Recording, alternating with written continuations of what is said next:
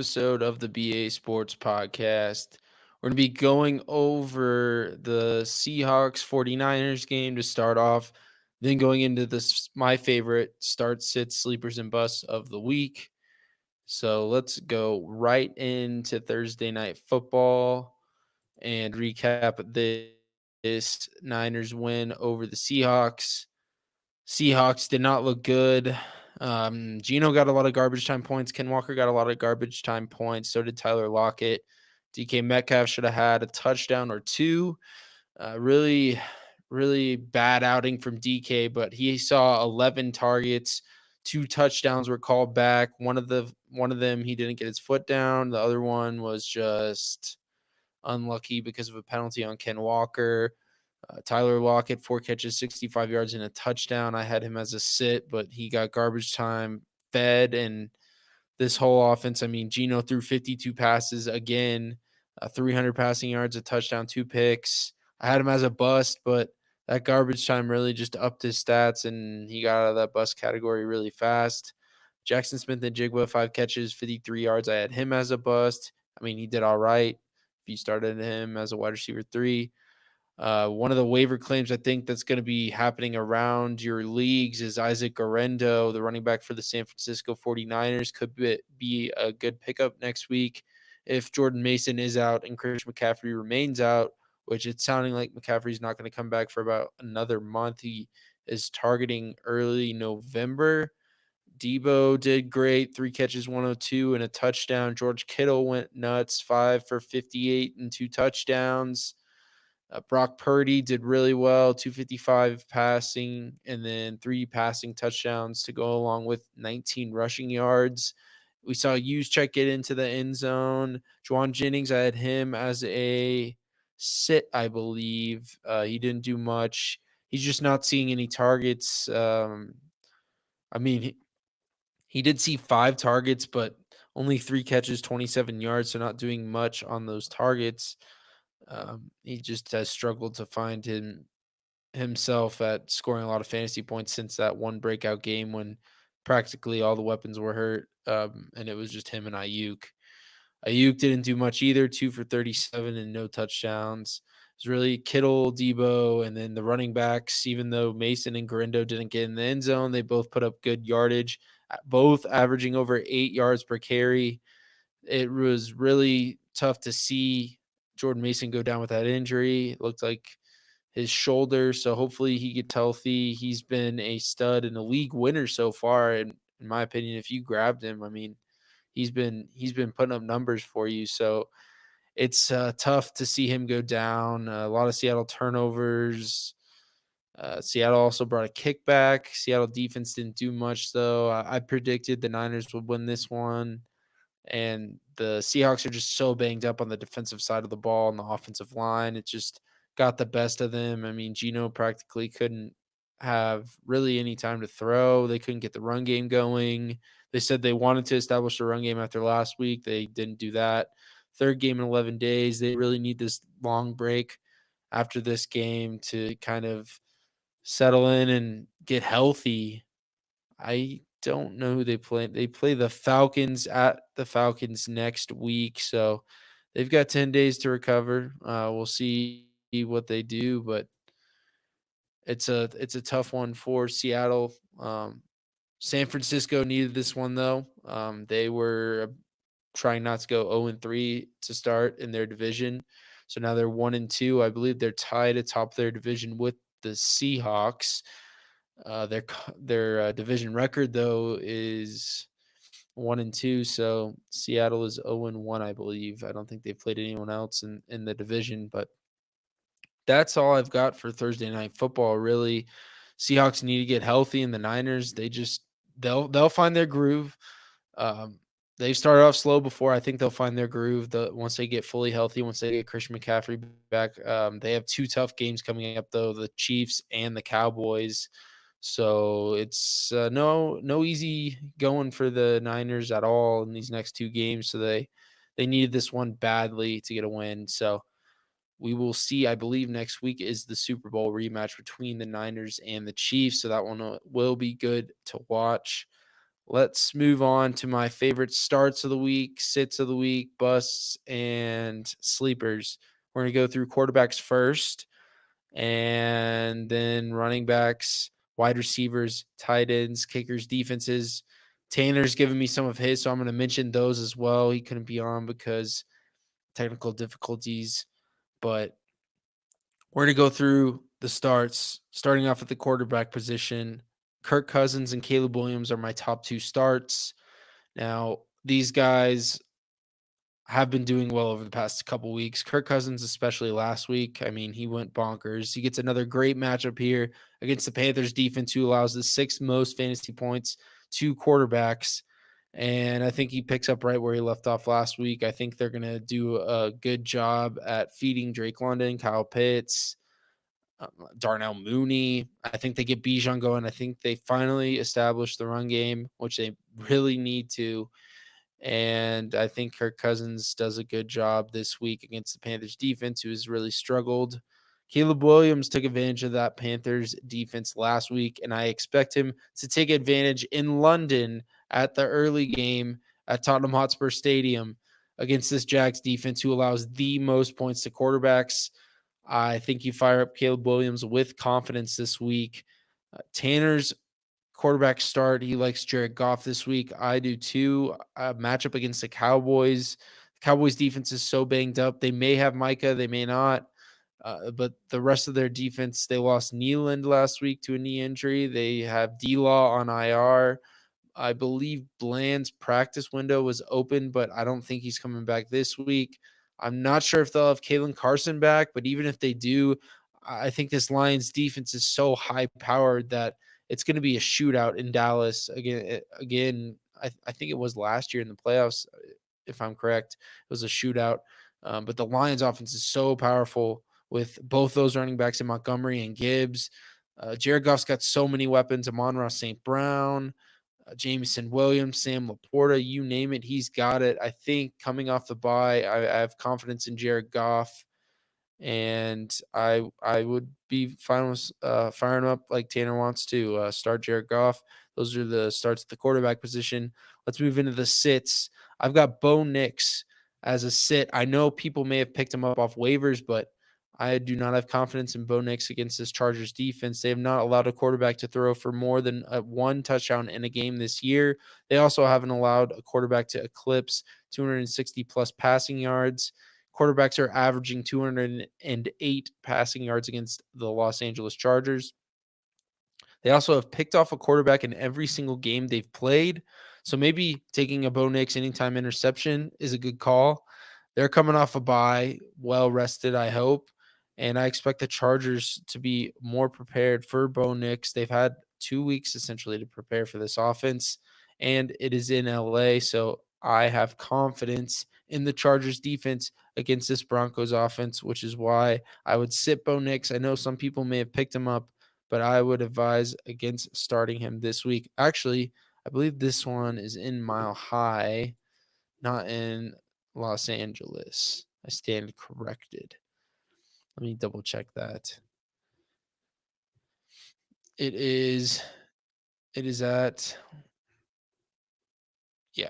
Mile High. So I guess Bo Nix will have the home crowd, but I expect the Broncos defense to be the difference maker in this one for that team rather than the offense. Let's move into another sit. This is Tanner's sit. It's Justin Herbert, same game. We both expect this game to be low scoring. Justin Herbert could be droppable, Tanner was saying at this point. So be prepared if he doesn't have a great outing. I think a majority of people, if they roster him, he's getting dropped. And you can go get a better quarterback. I'd rather have Kirk Cousins, Geno Smith. I know those guys probably aren't out there. Caleb Williams may be out there, though. He's not rostered in very many leagues. Another guy I like, but it comes with some caution, is Justin Fields. I like him, but caution. Russell Wilson back at practice this week. He's looking like he's getting closer to being fully healthy. And when is Tomlin going to pull the trigger? I don't even think he's named the starter this week. Is it going to be Fields? Is it going to be Russell Wilson? I dropped Fields in one of my leagues to acquire Caleb Williams because I think Caleb Williams has the better matchup this week. And I was worried Well, if Fields starts to look bad during the game, do they just yank him and put Russ in? I probably could have waited, but I wanted Caleb Williams solely because of this matchup this week. So yeah, sit Justin Herbert, sit Bo Nix. I would also caution against starting Justin Fields unless he's named the starter officially by Mike Tomlin by the end of the week. Sunday morning, Saturday night. Hopefully, we know more. Now let's go into a sleeper at the quarterback position, Daniel Jones, who is playing out of his mind right now.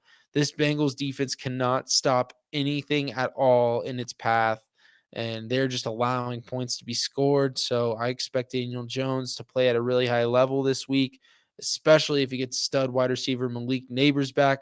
That could help him even more.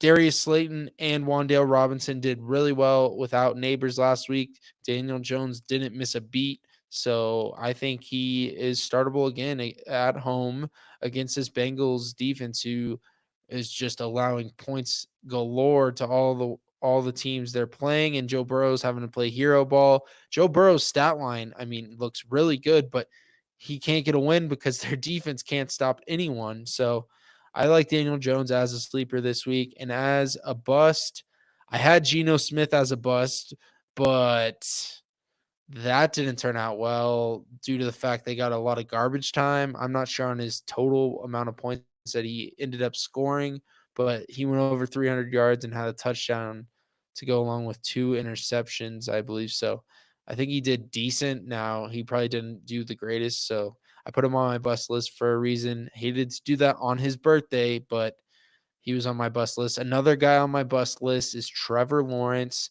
going up against the number one passing defense in the NFL is the Chicago Bears. I think the Bears are going to shut him down. I think they're going to do a good job. They're going to have to try and stop all the weapons that Jacksonville has. But I think Jacksonville leans more on the run in this game, especially with how bad the Bears defense has been against the run. I mean, we saw Chuba Hubbard break off a long touchdown last week. I had Andy Dalton as a buster sit last week. I can't remember which one, but he definitely did not do a thing. So I expect the same thing to happen to Trevor Lawrence, even though Trevor Lawrence has better weapons and really a better team overall, I think. But this Jags defense is not doing well, and they're without their top linebacker. He's on IR, Khan. That guy is really good at making tackles, and the Jags defense needs him really bad because they're going to go up against Caleb Williams, DJ Moore, DeAndre Swift, Roshan Johnson, Keenan Allen, and Romo Dunze, Cole Kmet. They have a lot of weapons. The weak point of this Bears offense is the offensive line, and their strong point is their defense, which is why I'm trying to avoid Trevor Lawrence, and he's on my bust list as one of the top QBs I think will bust this week. Let's move into the running back position, into the starts. Let's go with Chase Brown as the first start. Now, something to monitor though, because Chase Brown, he popped up on the injury report today. Zach Moss was on the injury report yesterday, did not practice due to an ankle injury, then was upgraded to limited today. Well, Chase Brown fully practiced yesterday and then was downgraded to limited on the injury report today. I still think Chase Brown plays. I don't know if Zach Moss is going to play. He's got I believe, a high ankle sprain, and that can be a little bit of time. I mean, at least 2 to 3 weeks probably, because Joe Mixon had that and he's been out for 3 weeks, I think, at this point. So, something to monitor with those two. Another running back I like, and Tanner, this is Tanner's pick. I agree with him on this one, is Tony Pollard, running back Tony Pollard of the Tennessee Titans. They get the Colts, and the Colts run defense is not good at all. DeForest Buckner, not having him out there really hurts them. So fire up Tony Pollard this week with confidence. I also do like Tajay Spears, and I'll talk about him. Actually, I don't think I have him as a sleeper, but I would put Tajay Spears as a sleeper and wouldn't be surprised if he gets some touches in this one as well. I believe he had 15 touches in his last outing before their bye week. So that is another guy I like. Both backs in this Titans offense.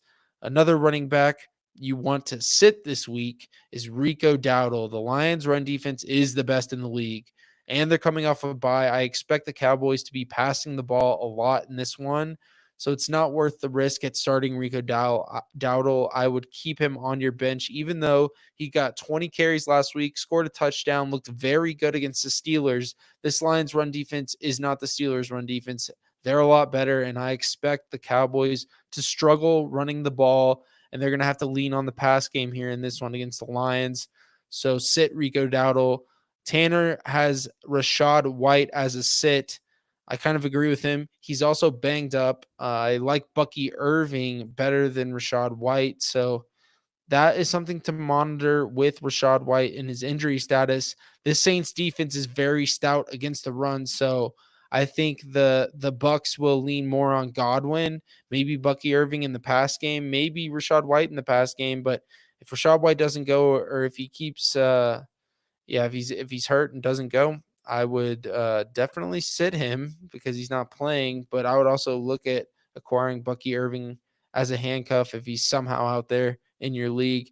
Rashad White has not been doing well, but maybe he can get back on track in this one. I don't think so though.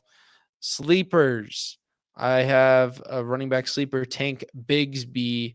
The Bears are really good at defending the pass, like I talked about, which is why I have Trevor Lawrence as a bust quarterback. And Bigsby has been one of the most explosive runners in the NFL.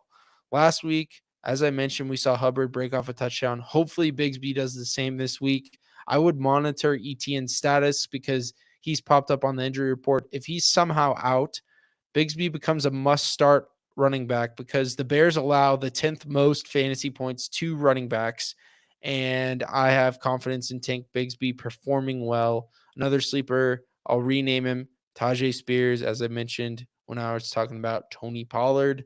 Let's move into the bust at the running back position. It is Ramondre Stevenson. Texans defense gets Drake May at quarterback, so they don't have to worry about the pass too much, I think. Drake May is going to be trying to get his bearings about him, and at least he's got the home crowd in this one. But I think the Texans D will cause a lot of pressure on him, and Ramondre Stevenson also popped up on the injury report. If they start trailing in this one, I expect Antonio Gibson to get a lot of snaps, and he is usually the pass catching back.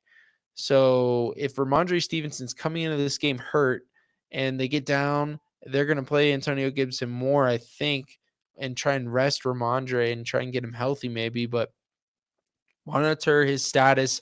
I still don't like starting him. I would bench him. I'm benching him for Chase Brown in one of my leagues because I have confidence in Chase Brown doing well and performing well as an RB2. And if Zach Moss somehow doesn't go, he could rise into an RB1 this week. So fire up Chase Brown. Let's move on to the wide receivers, starts, sits, sleepers, and busts.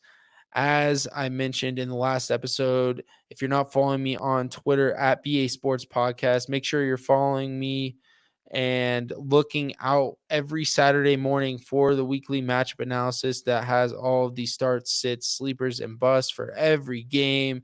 And as always, if you have any questions with any of your lineup decisions, put them in the chat, put them below the posts, DM me. I'll try and respond as best I can. So, yeah, let's move on to the wide receiver position and into two starts that I really like this week, DJ Moore and Marvin Harrison Jr. Marvin Harrison Jr. did not do well last week, but I think he will perform well in this one, especially if Jair Alexander is out. But if he's active, I still think Marvin Harrison will do well. Kyler Murray will try and get him the ball. They need to get going in this one, and they have to go into Green Bay. So I do like Marvin Harrison this week. Another wide receiver, DJ Moore, I mentioned. The Jags have allowed the most fantasy points to quarterbacks, and they've also allowed the most fantasy points to wide receivers. So I think DJ Moore is a no-brainer this week. We saw the Colts take advantage last week of this defense. Joe Flacco was throwing all over him. Alec Pierce was catching long balls. DJ Moore is Caleb Williams' top target. I don't think this should be a question. You should be throwing DJ Moore in your lineup as a must start with these great matchups moving forward. We've seen Caleb Williams kind of really just produce better and better each week. Last week, I mean, okay, it was the Panthers, but he still did great, and he is a rookie. So I think he does great against this great matchup for him. And I think he targets DJ Moore a lot. Another wide receiver Tanner likes is Terry McLaurin. As we saw, the Bengals just shredded the Ravens pass defense last week, and Tanner's predicting the Commanders to shred the Ravens pass defense again. So fire up Terry McLaurin. And let's move into some sits at the wide receiver position. Christian Kirk is a sit for me. Bad matchup for Trevor Lawrence and Christian Kirk. Brian Thomas Jr. is the only Jags wide receiver I would like to start in this one because this Bears pass defense is really good. Deontay Johnson did all right last week, but that's the only reason I think I would want to start Brian Thomas Jr. is just he's looked so good. He's looked like the number one wide receiver in this offense. This is a bad matchup for Christian Kirk, and I am avoiding Kirk and Trevor Lawrence in this one. Tanner's sit is Amari Cooper. He's been bad. It really hasn't been his fault, though. I think it's been more Deshaun Watson, and this offense just does not look good with Deshaun Watson at quarterback. Maybe if they look bad to start off again, they throw in Jameis Winston in there. That'd be fun to watch. But I don't know. Tanner's not too high on it, so he's saying sit Amari Cooper. And then another sit I had, this backfired big time because of garbage time, is Tyler Lockett. Lockett was the third or fourth best option in this offense, but the garbage time, I mean, it just took over and Tyler Lockett scored a touchdown. So he definitely was not worth the sick call. But I mean, DK should have had a touchdown. And then Jason looked good as well with all the targets he got. Kenneth Walker looked good, but they just could not get it done tonight. They couldn't get the run game going, which really ended up backfiring on them and why they lost. Now let's go into the sleepers at the wide receiver position. Jalen Tolbert. Tolbert is the number 3 option Dak is looking for behind CD and Jake Ferguson in this offense. Hopefully you picked him up off waivers this week, and with Cooks out, I expect him to stay as the number 3 target on this offense, at least pass catching wise. Rico Dowdle does catch passes, but I think Tolbert is the key guy that Dak is looking for besides CD and Ferguson. As we saw, he caught the game-winning touchdown against the Steelers last week. So fire up Jalen Tolbert. I'm good with him because the Lions give up the second most fantasy points to wide receivers. And I was mentioning when I said sit Rico Dowdle, yeah, their run defense is suffocating. So I think that the Cowboys will pass the ball. So I'm good with starting Jalen Tolbert as a flex option or a wide receiver 3 in 3 wide receiver leagues. Let's move on to another sleeper flex. Calvin Ridley, worthy of a flex or wide receiver 3 play this week. The Colts defense has not looked good at all.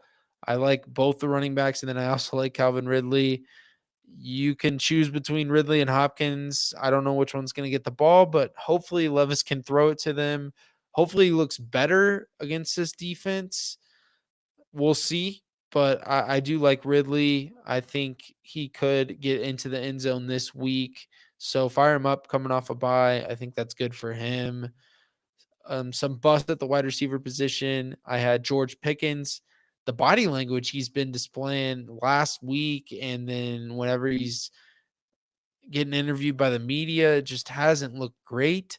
Hopefully he can get back on track. Maybe if Russell Wilson plays, we'll see a spark in his game, but his snap percentage was down big time last week against the Cowboys. And on film, it looked like he was like halfway trying at running his routes. I don't know why. Maybe it was because he wasn't getting the ball. Maybe it was because he was getting taken off the field and he wasn't happy about it. I mean, I wouldn't be happy about that too. You're the best wide receiver in this offense. Why are you not playing like 80 to 90% plus of the snaps? So I don't know. Some weird stuff's going on in Pittsburgh with this situation. So I'm trying to avoid start George Pickens, avoid starting him this week. The Raiders defense isn't that great, but maybe they could surprise some people this week. I could see the Raiders possibly upsetting the Steelers this week. And that's something to watch because I believe they play in Vegas. So Vegas, the Raiders will have the home crowd. They do. So maybe they get a spark underneath them with Aiden O'Connell at quarterback and beat the Steelers. Look out for my prediction on the weekly matchup analysis. I've been thinking about that one for a little bit. It's going to be tough to pick a team in that one. And another bust at the wide receiver position is Cortland Sutton. The Chargers have allowed very little fantasy points to wide receivers, and he will probably be a boom bust flex option for me. His ceiling isn't that high for his boom, and his floor is like maybe 8 to 10 PPR points. He's looked good over the past couple weeks, but I don't like Bo Nix in this one, and I'm not a fan of Cortland Sutton either. I think this Chargers pass defense is gonna show up and show out for them. They're gonna really need it because this Broncos defense is also no joke. So let's move into the tight ends. I'm going to go through starts, sits, sleepers, and busts for the tight ends now. The starts at the tight end position should not be a question. Brock Bowers and Jake Ferguson both have been producing a good amount of fantasy points. They have a solid floor at a position that has not looked great to start this year. But Brock Bowers without Devontae, he's a must start. And then Jake Ferguson, he's had a solid floor of 10 plus PPR points in like 3 of his last 3 games since he came back, I believe.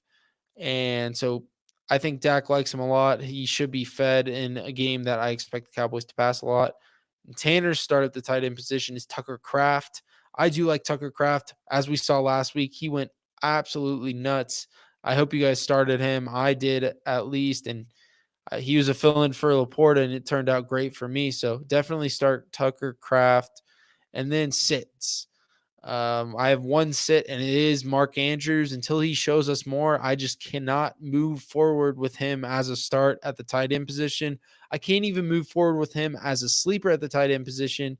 I have more confidence in Isaiah Likely. He's just not running routes. He's not getting snaps. He's being held more as a blocker in line to help that offensive line out and get the run game going. But he did look better last week. He saw more targets. He almost had a touchdown. If Lamar put it on him in front of him, he probably would have scored, but it is what it is. Kolar scored more points, I believe, than Mark Andrews, so it's just tough. It's tough to start him. He's a sit. And then some sleepers, Kyle Pitts and Dalton Schultz. Kyle Pitts has another great matchup this week. I like Kirk Cousins. I like this offense in general. I think they're finally getting it going and getting everyone involved. The Falcons passing game got going against the Bucks, and I think it stays hot here.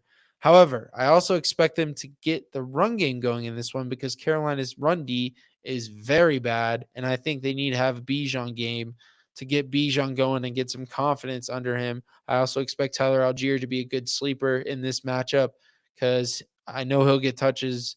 It's just a matter of how many and what he does with them. So it's a little risky boom bust flex play, but I do like Tyler Algier as well in the run game. So definitely start Kyle Pitts if you're choosing between him and I don't know, Tyler Conklin or someone crazy like that. I think you should have confidence in this matchup in Kyle Pitts. I know last week he got a good amount of points, and then the weeks prior he's been not good at all, but you just got to trust him. That's why you drafted him, and just trust that the Falcons offense started something when they played the Bucks. And Dalton Schultz, another sleeper. No Nico Collins, been placed on IR, so he's going to fill in as the number 3 target behind Tank Dell and Stephon Diggs in this offense. They could get Joe Mixon back, which will help the pass game if they get the ground game going. Hopefully Stroud will look his way more. The Patriots have allowed 3 tight ends to score 11 plus PPR points in their last 3 matchups.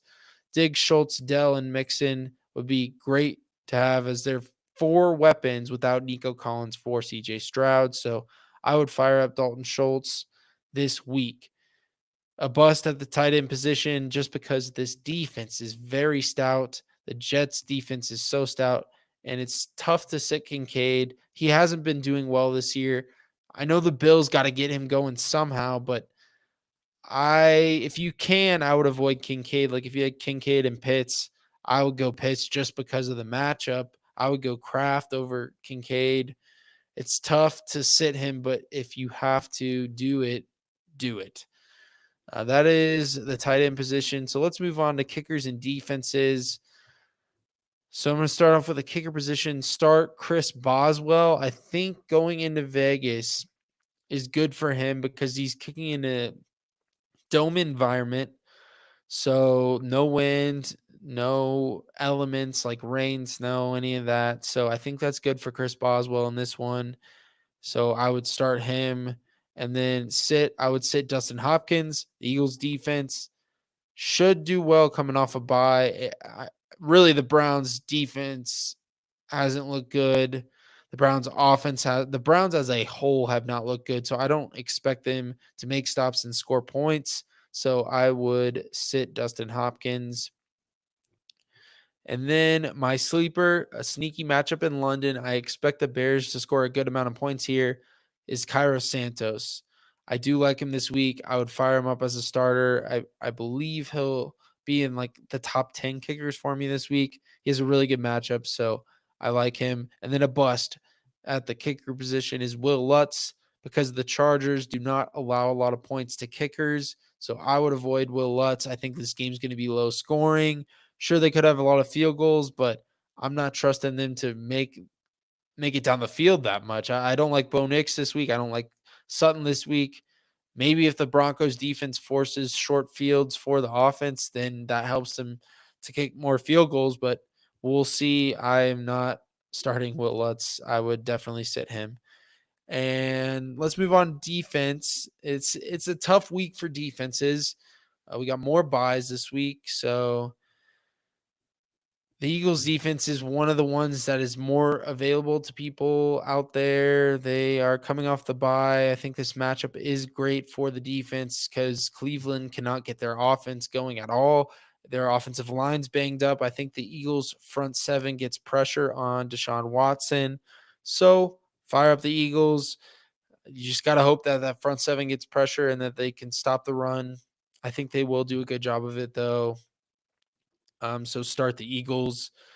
And then sit for me is the Commanders defense. You may have picked them up last week for their good matchup against Cleveland, but this game looks to be high scoring. So I would definitely drop them for a different defense. If the Falcons, Texans, Eagles are out there, grab them. It really depends on who's out there, but definitely don't start the Commanders this week. I think this game's going to be really, really high scoring.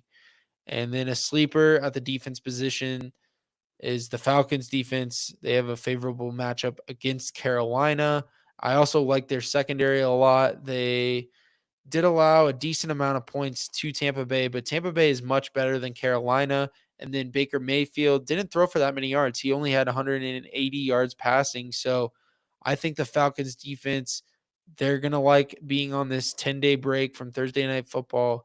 And I think they're going to come out there and show out and beat the Panthers. So I would fire them up as a top 10 defense this week. A bust at the defense position. I talked about them earlier. It's the Cowboys. I don't know if you started them last week, but it was a risky one. They did really well. This one, though, they play a much better offense in the Lions, and I don't think they're going to really make much of any stops in this one. So, in a game that I expect to be high scoring, I do not want to play the Cowboys defense, who has so many injuries. And the Lions are such an explosive offense coming off the bye. Definitely avoid the Cowboys defense. And that's going to do it for all my start, sits, sleepers, and busts. The top ones at each position. We went through quarterbacks, running backs, wide receivers, tight ends, kickers, and defenses. Also, recap Thursday Night Football. So that was a decent game until the end. It kind of got out of hand. It actually got out of hand at halftime, but it was a good game. But that's going to do it for this episode. As I mentioned earlier, look out for my weekly matchup analysis on Twitter or X at BA Sports Podcast. I'll be posting every game with my score predictions, starts, sits, sleepers, and busts. Last week, we hit on a good amount of them, so I'm hoping to ride that into this week in week 6. Hopefully, you guys get your win this weekend, and make sure to comment below the weekly matchup analysis to get some start, sit, sleepers, and bust advice for your starting lineups this week. I appreciate you all listening, whether you're listening live on Twitter or YouTube or listening tomorrow on Friday, Saturday, or Sunday. Have a great weekend. Make sure you subscribe on Spotify, Apple Music, or wherever you listen to podcasts at BA Sports Podcasts. Thank you guys for listening, and tune in next Thursday if you want to watch live and listen live, or tune in on Friday, as always, on any podcast platform, wherever you listen to podcasts. Thank you all for listening, and I hope you have a fantastic weekend. See ya.